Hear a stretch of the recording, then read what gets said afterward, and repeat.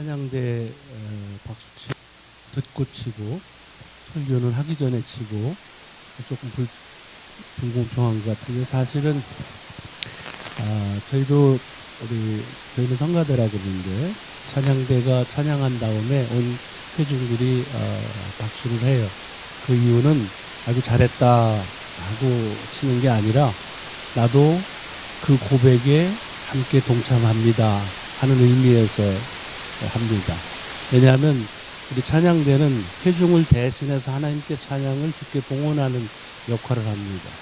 아까 찬양팀은 우리 회중들의 찬양을 돕는 사역을 하는 것이고 찬양대는 회중을 대신해서 하나님께 찬양을 봉헌하는 사역을 하십니다. 근데 제가 많이는 다녀보질 못했지만 우리 미국에 있는 교회 찬양대 중에 남녀 비율이 그래도 이렇게 균형 맞춘 교회가 별로 없습니다. 남자분들 존경합니다. 예, 계속 그 자리를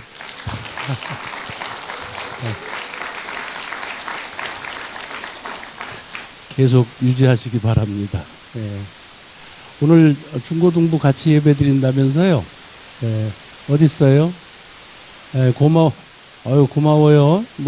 우리말을 너무나 잘한다고 그래가지고 나는 같이 본다고 그래서 야 내가 영어를 못하는데 어떡하나 하고 고민을 했어요. 미국에 40년을 넘게 살았는데도 그렇게 영어가 안 돼. 4살 때 왔으면 잘할 텐데 다 잘하고 와서 40년 사니까 잘 안 돼. 여러분 오늘은 어떤 의미에서 같이 예배 드렸는지 모르지만 저는 사실은 제가 목회하면서 꼭 하고 싶은 게 온 세대가 함께 예배 드리는 겁니다. 그래서 몇 번 시도를 우리 교회에서 했어요. 근데 우리 교회 다니는 아이들은 그 영어를 더 잘해. 한국말을 잘 못하고. 그래가지고 애들은 괜찮아요. 근데 부모들이 걱정이야. 아이들이 설교를 알아들을 수가 없어서. 내 속으로 얘기하죠. 아니 잘 알아듣는 당신은 그렇게 살아? 아니 다 알아듣는다고 해서 그게 이렇게 무슨 변화가 일어나나? 여기서 자라난 1.5세가 저희 교회 와가지고 NIH에 이제 연구원으로 왔다가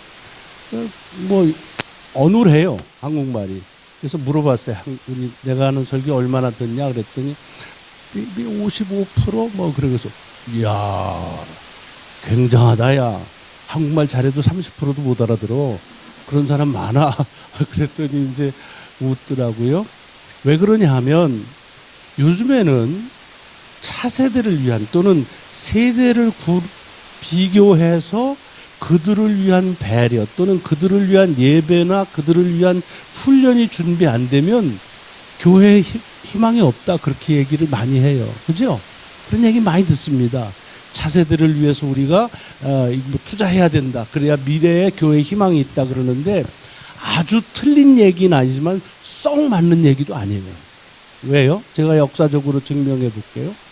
만약에 그런 차세대에 대한 배려로 그래서 어린이 영아부 또는 중등부 고등부 청년부 요즘엔 또 청년부라고 그랬더니 우리 청년부가 젊은이 모임으로 좀 이름을 바꿨으면 좋겠다. 마음대로 해라. 그랬더니 이제 하여튼 젊은이 뭐가 됐든지 그렇게 했기 때문에 이 교회에 미래가 있다고 생각하면 우리 교회는 진작에 지난 1900년 전에 다 박살났어야 돼요. 끝났어요. 왜? 여러분 이 무슨 주일학교나 차세대를 위한 예배나 이런 거를 시작한 게 100년 조금 지납니다. 교회 건축물을 한번 가보세요. 100년 조금 전에까지 지었던 교회는 무슨 교실이니 회의실이니 이런 부대 시설이 없어요. 그냥 예배당만 있어요. 그럼 그때 예산이 빡빡해서 그랬을까요? 그때 우리보다 더 잘 살았어요. 헌금 더 많이 잘했어요. 그런데도 불구하고 그 일들을 예배 시간에 어디 가시니? 아이고 깜짝이야. 아이고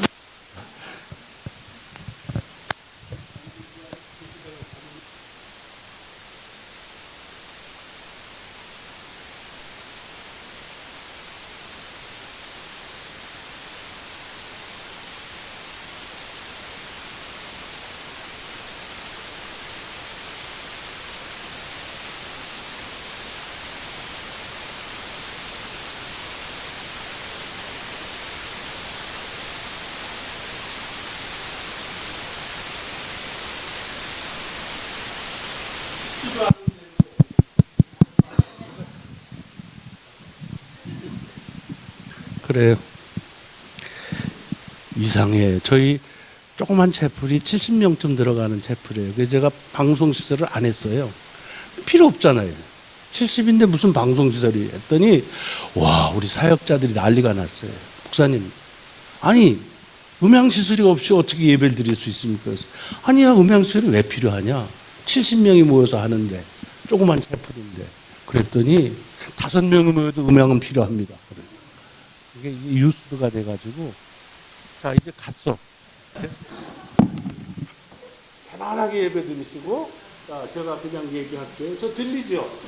네. 잘 들릴 것 같아요. 여기 아주 좋아서. 목사님, 신경 쓰고 저 그냥, 이게 안 받아. 아니, 제가 이게 참 좋아요.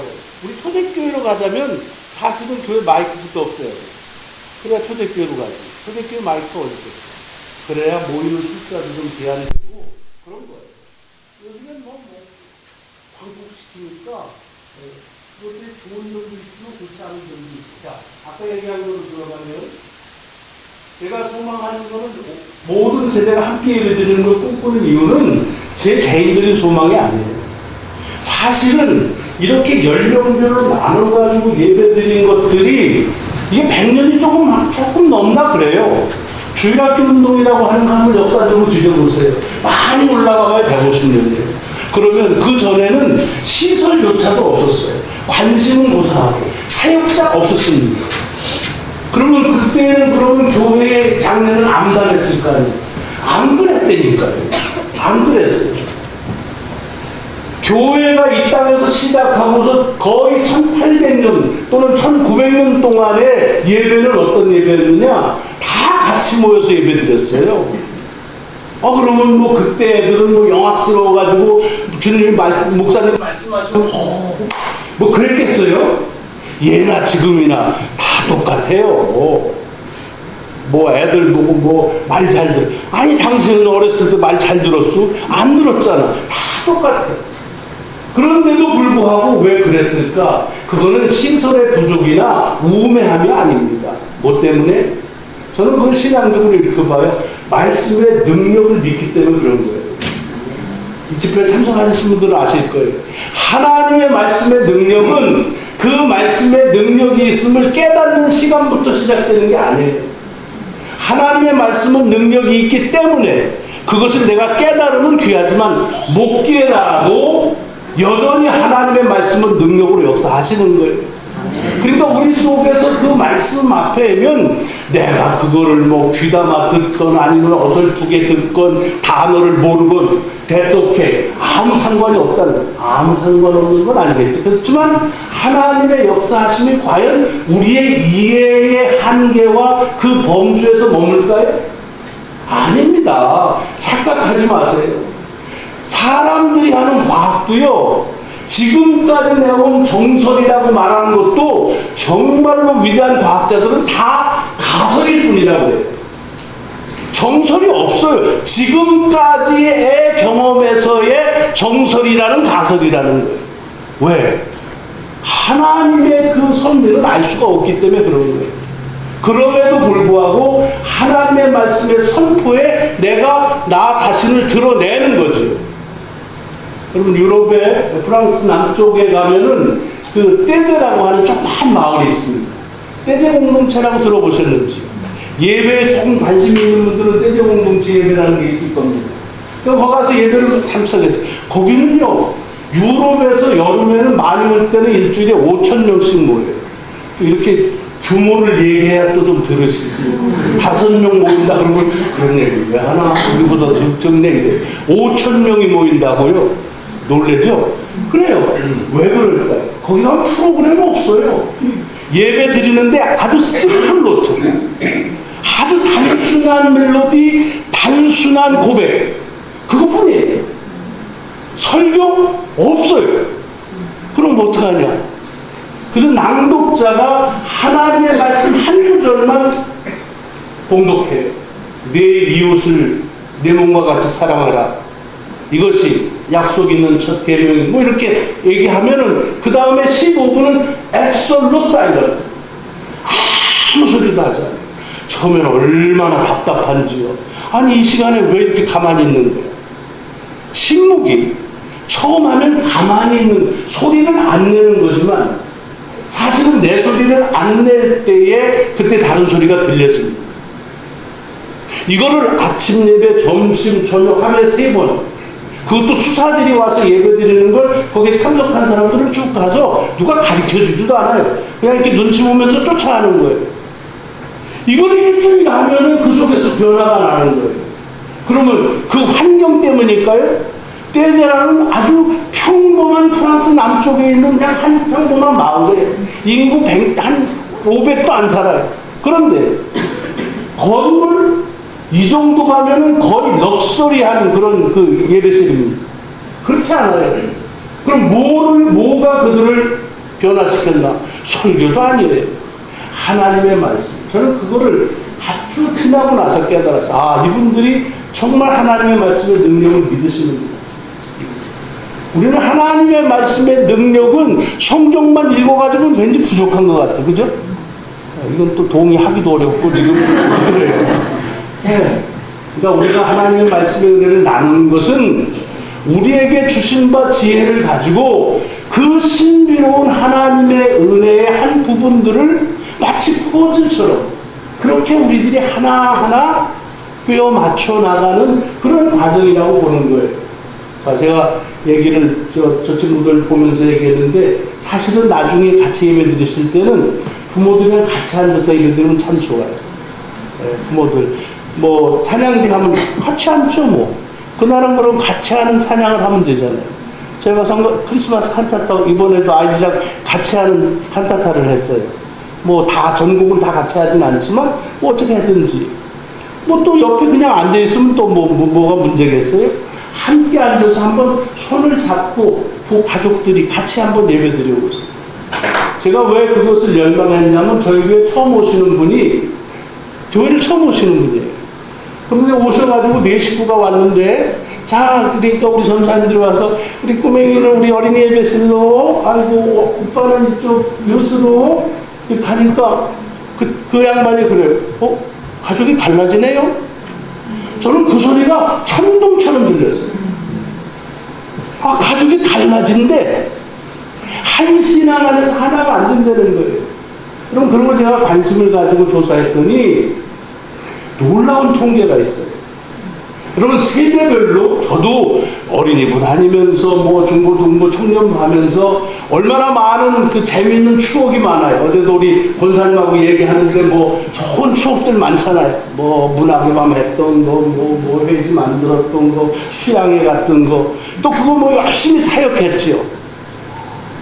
그런데 그렇게 세대별 사역을 열심히 하는 친구와 그냥 부모 따라서 예배를만 잘 드린 친구하고 비교했더니 이쪽 부류가 30% 이상 신앙의 여정을 더 간다는 거예요.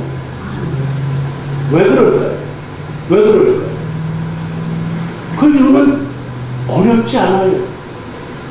부모들이랑 같이 기도하고 손잡고 같이 하면 이게 사실은 집에서 해야 될 일이거든요.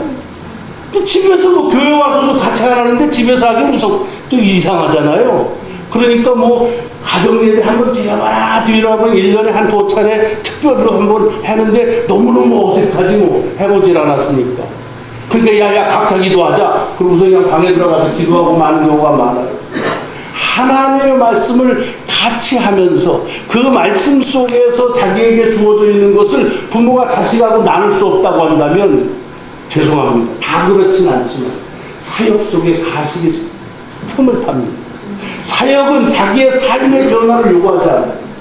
교회에서 열심히 하는 모습과 아버지 엄마가 집에서 사는 모습이 달라질 때 갈등이 오는 거예요. 뭐지 이게? 교회에서는 우리 권사님 뭐 장로님 해가지고 우리 엄마 아버지 뭐 굉장하다고 그러는데 집에서는 아 이게 달라. 뭐지? 내가 이걸 계속 가야 되나? 그런데 뭐 가서 사역을 어떻게 하는지 모르지만 진실되게 자기의 손을 붙잡고 그리고 잘 때 기도하고 함께 해주는 일들. 그럼 그 가족들 속에서 신앙은 더 오래 갈 수밖에 없어요. 150년 전에 교회는 신앙훈련을 하지 않았습니다. 근데 안 한 이유는 교회에서 하지 않아도 되기 때문이에요. 왜? 집에서 했거든. 그리고 나와서 이 예배당에서는 예배를 같이 드린 거예요. 목사님이 설교하시는 게 단어가 다 쏙쏙 들어와서 한 거 아닙니다. 그냥 주시는 말씀이 내게는 아직도 이해가 안 되더라도 어느 날 성령님께서 나로 깨닫게 하시는 역사가 있을 때 그 속에서 내가 필요할 때 기억나게 할 것이다 라고 하는 것이고, 다들 그 얘기 해요. 그래서 나중에 커서 뭐예요? 제가 잊어버렸는데 아주 어렸을 때 불렀던 찬송이에요. 제가 성탄절에 모레 가가지고서 크리스마스 찬송을 같이 이제 연습해서 갔습니다. 지나가는 사람들이 다 좋다고 그래요. 물론 쫓겨났어요. 미국은요, 성탄절에 크리스마스 찬송 부르면 안 됩니다. 희한한 나라예요. 왜냐? 크리스마스는 모든 사람을 위한 그런 축제이기 때문에 특정 종교를 위해서 하면 안 된대요. 그래서 크리스마스라는 게 원래 특정 종교에서 시작됐다, 그렇게 말하면 또 안 된대요. 그래서 다 알고들어요. 채널 중에서 추수감사절이 끝나면 크리스마스 캐롤 나오는데 대개 두 채널이 지방마다 있습니다. 하나는 징글벨, 루돌프 사슴, 산타크로스 이런 것만 쫙 나오는, 뭐 블루 크리스마스, 뭐 크리스마스가 되면 집에 가야 된다, 눈이 온다, 뭐 이런 것들. 그 속에 무슨 저들밖에 한밤중에 고요한 밤, 그 어르신 없습니다. 모레 가서 그런 찬양하면 안 된대요. 그랬는데 와가지고 얘기하는 게 다 너무 좋대. 그래서 뭐냐면 우리 외할머니가 부른 거, 우리 엄마가 왜 또 이렇게 엄마하고 외할머니만 부른 거예요. 할아버지 아버지가 부른 거 기억이 별로 없나 봐. 다시 찬양하는 거예요. 여러분들 오늘 이해하지 못해도 오늘 여러분 염려할 거 없어요. 여러분에게 오늘 말씀이 필요하면 하나님께서 그때 오늘 이 말씀을 기억나게 하실 거예요. 그거는 여러분들만이 아니라 우리 모두에게 마찬가지입니다. 그렇죠? 자, 오늘 말씀이 오늘 4절의 말씀이거든요. 여기 오니까 터졌네. 참, 하여튼 자, 어이구. 자, 4절의 말씀을 같이 보시겠습니다. 왜냐하면 오늘 1부에 3절을 했어요. 그래서 그냥 3절을 한 번 더 할까 그러다가 그래도 그냥 4절 또 해야지라는 생각에서 목사님께 청을 드렸더니 그래도 된다고 허가를 받아서 한 거예요. 4절 말씀을 같이 보시겠습니다. 시작. 내가 사망의 음침한 골짜기로 다닐지라도 해를 두려워하지 않을 것은 주께서 나와 함께 하심이라. 주의 지팡이와 막대기가 나를 안위하시나이다. 아멘. 여러분 이 말씀 많이 읽으셨어요. 그렇죠? 그런데 여기 딱 읽으면서 내가 사망의 음침한 골짜기로 다닐지라도 하면 어때요? 요거 빡셀 것 같지 않아요? 뭔가 그냥 오그라지고, 성경으로 말하면 구약의 에스겔 골짜기처럼 들어가면은 나 혼자 없고 들어간 자는 다 죽음을 면치 못하리라, 뭐 이런 으시시한 골짜기, 이런 게 연상이 되지요. 그래요. 자, 그런데 오늘 이 4절의 말씀, 3절 달 때도 마찬가지지만 이거는 쭉 이어서 보셔야 됩니다. 성경은 흐름을 보셔야 돼요. 성경 속에 그 요절이나 단어들만 픽해서 보면 문제가 생길 때가 많아요. 그러니까 성경은 누군가가 그렇게 얘기해요. 강물 보듯 하라. 강은 뭐 여러 가지로 볼 수 있죠. 들어가서 이렇게도 볼 수 있지만 먼저는 쭉 그 흐름을 먼저 보라는 거예요. 지금 여기까지 오는데 다윗의 고백이 뭐냐면 나는 사는데 부족함이 없다. 왠 줄 알아? 하나님이 목자처럼 내가 목동로로 살 때 양들 잘 키웠거든. 그것처럼 나를 너무 잘 키웠어. 예를 들자면 내가 배고프고 목마를 때 그때 목자만 쫓아가면 여지없이 목자가 양떼를 풀밭으로 물가로 데려간 것처럼 하나님은 나를 그렇게 축복하시고 그렇게 은혜를 주셨단 말이지 라고 하는 고백에 이어지는 거예요. 그렇죠? 그래서 일부 예배에 그런 말씀을 드렸어요. 사실은 우리가 시편 23편을 생각하면 이렇게 푸른 초장 쉴 만한 물가로 가는 것이 모든 목자들이 양을 인도하는 목적이라고 생각해요. 근데 that was wrong. 그건 아닙니다. wrong이라고 말하기까지는 좀 그렇지만 그건 좀 그렇게 결론 내리기는 아쉬워요. 왜냐? 만약에 그것이 다윗이 고백하는 그런 요지였다고 한다면 시편 23편은 2절로 끝냈어야죠. 근데 3절에서 반전이 있어요. 뭐라고 해요?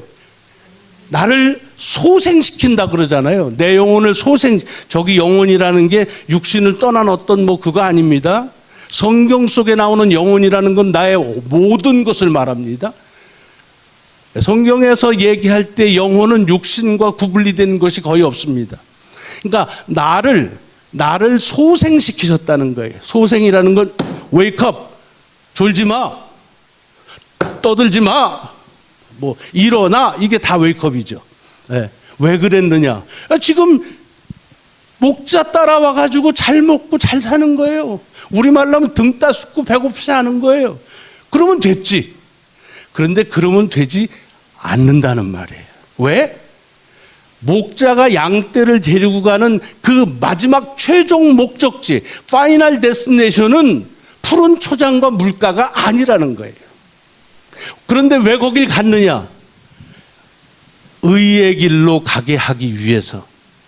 의의 길, 양이 가야 하는 길, 목자가 양을 데리고 갈 수밖에 없는 그 길을 가려고 하니까 배고프면 안 되고 목마르면 안 되니까 목을 축이고 충분히 먹게 하기 위해서 했다는 거예요. 축복이 뭐냐? 하나님이 우리를 축복하시는 것, 그리고 우리가 하나님을 믿으면서 축복받는 건 축복 자체가 목적이 아니라는 거예요. 여러분, 우리가 신앙생활하면서 축복에 대한 간절함이 있으셔야 돼요. 그런데 그 축복을 얻는 그것이 목적이 되면 그 다음에는 축복받은 것이 곧 하나님이 돼버려요. 말씀드렸지만 병 나으면 그 다음부터는 건강이 떡하니 인생의 가장 중요한 문제래. 잡 없다가 직장 생기면 그 다음부터는 직장이 가장 중요한 것이 돼버려요. 그래서 직장이 뭐라고 하면은 신앙이고 뭐고 없어요. 여러분, 이게 굉장히 중요한 얘기예요. 우리에게 하나님은 축복하시지만 그 축복이 우리의 삶의 목적이기 때문이 아니라 우리로 당신이 세운 목적을 이루기 위해서 가기 위한 힘을 얻고 가기 위한 그런 능력을 위해서 우리에게 축복하시고 은혜를 주신다는 것입니다. 그래서 의의 길로 지금 간다는 얘기예요. 4절로 들어가 보자고요. 그런 흐름 속에서 그러고 갔는데 사망의 음침한 골짜기를 갔다, 그런 말이에요. 여러분, 우리가 이거를 4절만 떼어놓으면 양이 사망의 골짜기로 들어가는 것은 마치 요 못된 놈의 양이 목자 안 쫓아가고 목자가 이리 가는데 아이고 잘났다고 이쪽으로 쫙 삐져가지고 갔는데 어랍쇼? 이게 사망의 음침한 골짜기로 확 들어가 버렸네. 이런 목자를 따라가지 않았기 때문에 발생하는 어려움을 얘기하는 게 아닙니다. 지금 성실하게, 아니 잘 먹고 축복하고 은혜 받았으면 그거 족한 줄 아는데 그래도 그게 아니다. 내가 너를 그렇게 하는 목적이 있다 그러고 이끌고서 의로운 길, 목자가 가야 되는 길을 가서 하는 수 없이 쫓아가는데 어디로 들어갔다는 거예요? 삶의 문제에 봉착해버렸다는 얘기입니다. 이거 참 황당스러운 일입니다. 하나님을 쫓아가면 축복을 받는데 그 축복에 안주하지 않고 인생이 어떻게 하면 살아야 될 삶을 어떻게 사는 것이 바르게 사는지를 그것을 살아가다 보면 뭐에 봉착한다고? 문제에 봉착한다는 얘기입니다. 여러분, 이거를 여러분들이 또 앞서서 결론 내리지 마세요. 그러니까 축복도 좋아할 게 아니구나. 축복 다음에 반드시 시련을 주시는구나. 연단하시는구나. 우리를 아예 그냥 무슨 논산훈련소 연병장에다 갖다 놓고서 그냥 돌리려고 하는 거구나. 여러분, 하나님은 훈련소 조교가 아니에요. 목자는 양을 데리고 가면서 의도적으로 일부러 그 양을 아주 어려운, 지나가기 어려운 골짜기로 밀어넣는 그런 미련 멍청이 같은 목자는 없습니다.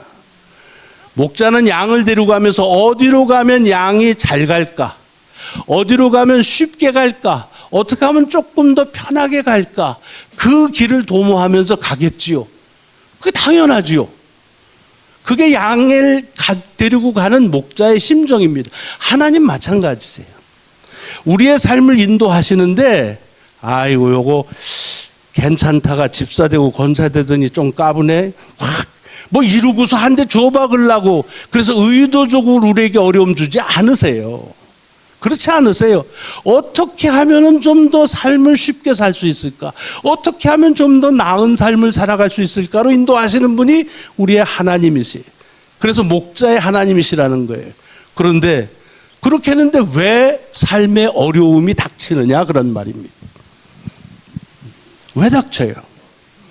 여러분, 양을 데리고 어느 길로 가는 것이 가장 좋고 쉽고 편안한 길일까 도모하던 목자가 그럼에도 불구하고 그 어려운 골짜기로 들어갈 때에는 이유는 한 가지밖에 없습니다. 연단 아닙니다. 그 길로 가야만 할 때, 그 길로 가야만 할 때는 다른 길에 편하고 쉬워도 그 길로 가질 않습니다. 그리고 좀 어려워도 그 길을 계속 가는 겁니다. 무슨 얘기냐면 삶의 방향의 문제를 얘기하는 거예요. 전에 우리가 선교대회 하면서 선교에 있어서 가장 중요한 것이 뭐냐, 얼마나 많은 것을 빨리 이루느냐 하는 속도의 문제가 아니라 지금 무엇을 위해서 가고 있느냐는 방향의 문제가 중요하다는 얘기를 많이들 평가했습니다. 그건 선교의 문제만이 아니에요. 우리 인생도 마찬가지입니다. 삶에 있어서 중요한 건 속도가 아닙니다. 방향의 문제예요. 방향에. 여러분, 무슨 할 때 보면 이거 해야지. 그거 쉽지 않아요. 쉬우면 해요? 우리도 모르는 사이에 삶에서 뭘 결정할 때마다 자꾸 쉽고 어려운 것을 가지고 말해요. 근데 그것으로 되지 않을 때가 있어요. 여러분, 여기서 드라이브 해가지고서 아틀란타 공항을 간다고 합시다. 그러면 가는 길이 있을 거 아니에요.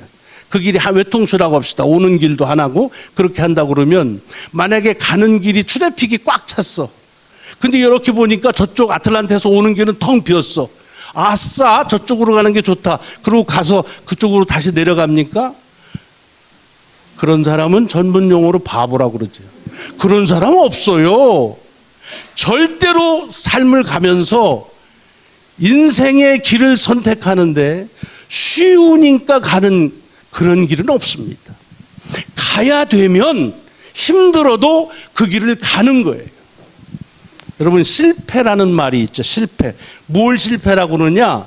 그 실자를 보면 빗나갈 실자의 관역 패자입니다. 관역에서 빗나간 것은 인생의 실패라는 거예요.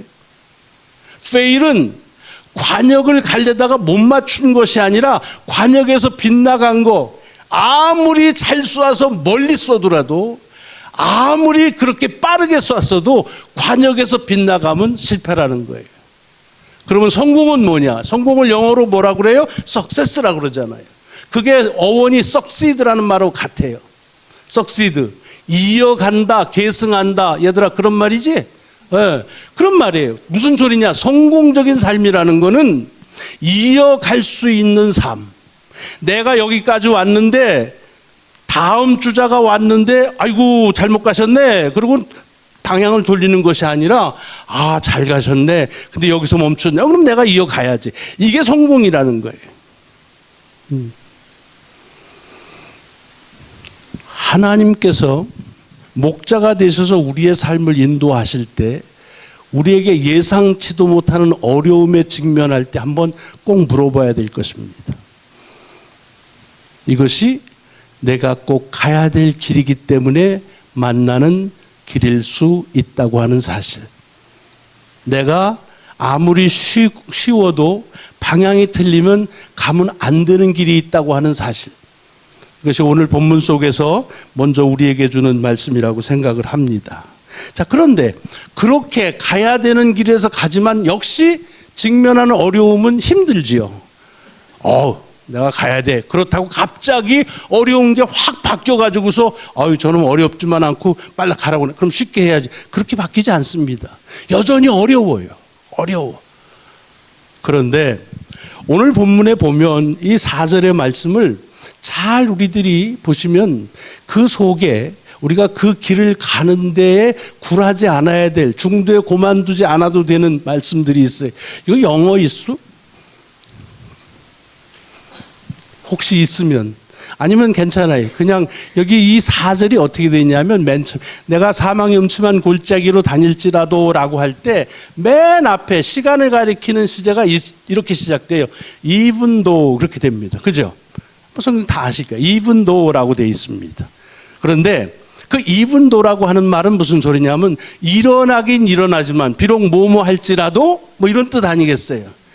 뭐 저 정도의 영어는 다 아시잖아요. 그러니까 always 아니고 usually도 아니고 often도 아니에요.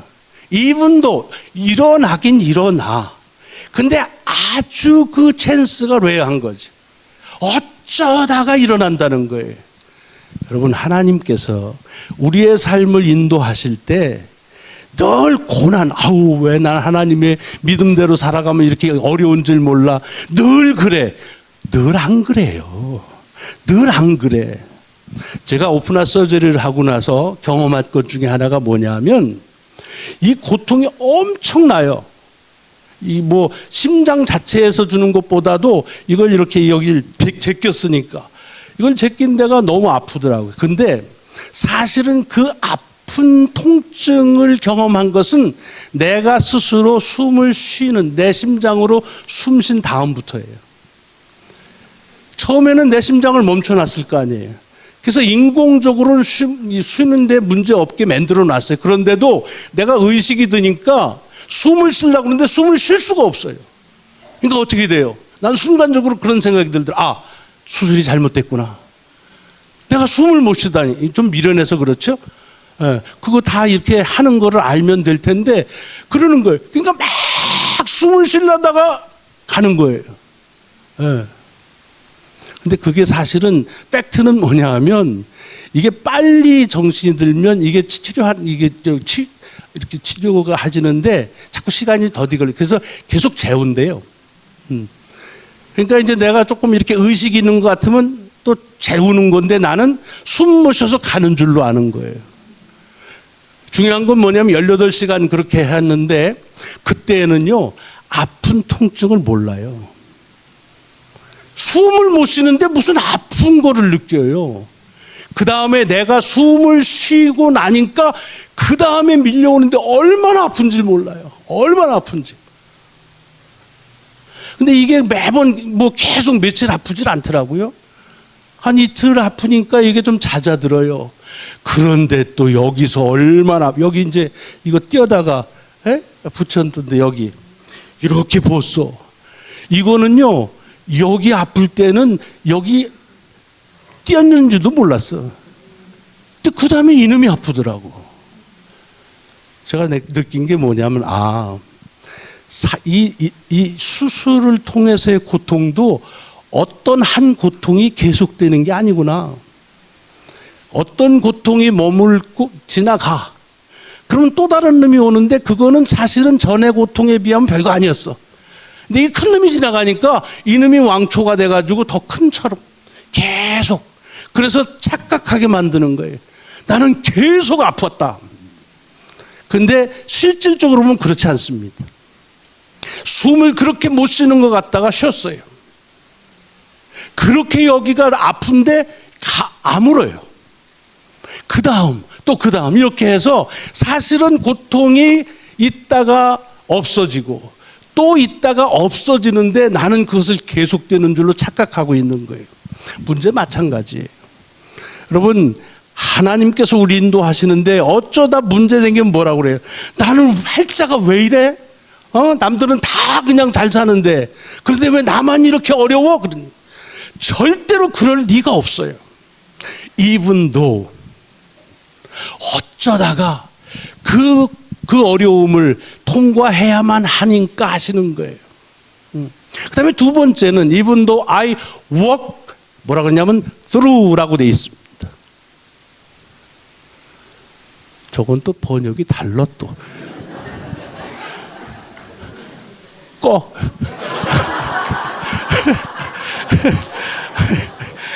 꺼. 내가 아직 그땐 even though I walk through 지금 단어 가지고서 지금 우리가 말씀을 나누고 있으니까 단어가 틀리니까 참 당황하게 되네. 예. 근데 또 뭐 내용은 같은 말이에요. 무슨 얘기냐면 자 어떤 사망의 음침한 골짜기로 간다고 그럴 때 다닐지라도라고 돼 있는 건 얼핏 들으면 뭐냐면 거기 들어가서 막 갈 바를 모르고 헤맬지라도 이렇게 들려요. 그러지 않아요? 내가 사망의 음침한 골짜기로 다닐지라도를 막 가서 막 헤맬지라도라는데 사실은 원어는 그렇게 돼 있지 않아요. 내가 사망의 음침한 골짜기를 지나갈지라도라고 돼 있습니다. 무슨 얘기예요? 지금 말씀드린 것처럼 내게 오는 고통이나 문제들은 지나간다는 말이에요. 지나간다는 말이에요.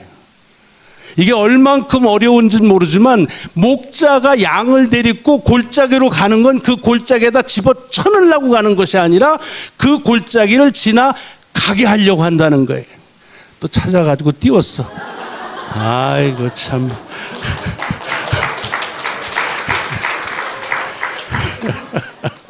예, 지나간다는 말이에요. 그러니까 무슨 얘기예요? 다 그러지. 뭐 지나간다. 예. 여러분 이 생에서 그렇게 죽을 것처럼 여겼던 문제들 얼마나 많아요. 많잖아요. 정말 많아요. 예. 그런데 우리가 살아있는 동안에 그 일들은 지나가요. 어떤 사람은 그래 나는 왜 안 지나가는지 몰라. 안 지나간다고 착각하는 거지 이미 지나갔어요. 또 다른 게 왔을지 모르지만. 그 다음에 더 중요한 단어는 뭐냐면 저기서 사망의 음침한 골짜기라고 하는 말이에요. 사망의 음침한 골짜기. 아까도 얘기했지만 에스겔 골짜기. 한 번 들어가면 헤어날 수 없이 죽을 수밖에 없는 골짜기로 거기다가 쳐 집어넣는 것처럼 생각하지만 이건 원어는 어떻게 되냐면 The Valley of the Shadow of the Death 그렇게 돼 있어요. 뭐라고요? Shadow. Shadow가 뭐예요? 야, 섀도우 그림자 맞냐? 맞아요. 섀도우 그림자. 이게 중요한 말이에요. 섀도우라고 하는 것은 실체를 반영하는 거예요. 여러분 어렸을 때 그림자 받는 거 했죠? 방에서 막 아파요, 안 아파요? 안 아파, 안 아파. 그림자는 그 실체를 반영하지만 실체가 아니라는 거예요. 여러분 그 골짜기는 죽을 것처럼 보이는 골짜기지만 죽음이 아니라는 거예요. 그림자일 뿐이라는 거예요. 우리의 인생에서 나를 그렇게 죽이려고 하는 것들은 다 섀도우지 리얼리티가 아니라는 거예요. 자, 그런데 또 하나를 하면 여러분 섀도우라고 하는 건 자기 스스로 그렇게 만드는 게 아닙니다. 그림자를 만들려면 뭐가 있어야 돼? 빛이 있어야 돼. 무슨 얘기예요? 사망의 음침한 그런 그림자가 지는 곳이면 그 너머에 빛이 있다 그런 말이에요. 빛이 있다. 그 빛을 봐야죠. 빛을 봐야죠. 지금 4절에서 어쩌다가 주님 따라갔는데 사실은 목자이신 주님의 입장에서는 갈 수밖에 없는 길이라서 가지만 양의 입장에서는 쪼드라지는 무서운 그런 골짜기를 간단 말이죠. 그러나 그것은 그 골짜기에 집어넣기 위한 그것이 최종 목적지가 아니라 지나가게 하는 것. 그리고 그것은 들어가면 죽은 곳이 아니라 죽는 것처럼 보일 뿐 죽음의 그림자일 뿐이라고 하는 사실. 라는 거예요. 그리고 그 너머에는 빛이 비친다는 거예요. 더 중요한 건 뭐예요? 오늘 본문 속에서 그 길을 목자가 양떼를 집어넣고 집합, 지금부터 이 골짜기를 통과한다. 통과하는 놈은 앞으로 갈 것이고 통과하지 못하는 놈은 거기서 그냥 중도 하차시킨다. 실시 뭐 이렇게 하는 게 아니란 말이에요. 같이 간다는 거예요. 그렇죠? 같이 간다. 목자가 양떼를 데리고 어려운 길을 같이 간다는 거예요. 연상해 보세요. 연상해 보세요. 그러면 그 골짜기가 두려운 이유는 양들에겐 뭘까요? 누군가 어디서부턴가 맹수들이 와서 잡아먹힐 수도 있으니까. 그러니까 그런 골짜기에 들어가면 양들은 사방을 두리번거릴 수밖에 없죠. 왜? 어디서부터 뭐가 날라올지 모르니까. 우리 마찬가지예요. 인생 살다 문제 오면 두리번거리게 돼요. 왜? 어떻게 될지 모르니까. 이름을 봐도 뭐 뺏기는 것 같고. 제가 한번 파리에 가가지고 소매치기를 당했거든요. 여러분 소매치기 파리 가면 꼭 조심하세요. 소매치기를 당했는데 그 다음부터는요 옆에 달라붙는 사람마다 다 소매치기로 보이더라고. 아이고 나갈 수가 없어요. 나갈 수가. 선량한 사람이 아무도 없더라고. 그래서 저는 그 이후로 파리를 절대로 안 갑니다. 그런 게 있어요. 그러니까 사망의 음침한 골짜기로 가면 그렇게 쪼그라든다고요. 그 두리번거린다고요. 근데 여기서 중요한 것이 있어요. 사망의 음침한 골짜기를 가면서 사방을 두리번거리며 살펴야 될 것은 양의 몫이 아닙니다. 그건 누구의 몫이에요? 목자의 몫입니다. 그래서 양 지팡이를 가지고 어떤 놈이든지 오기만 해봐라.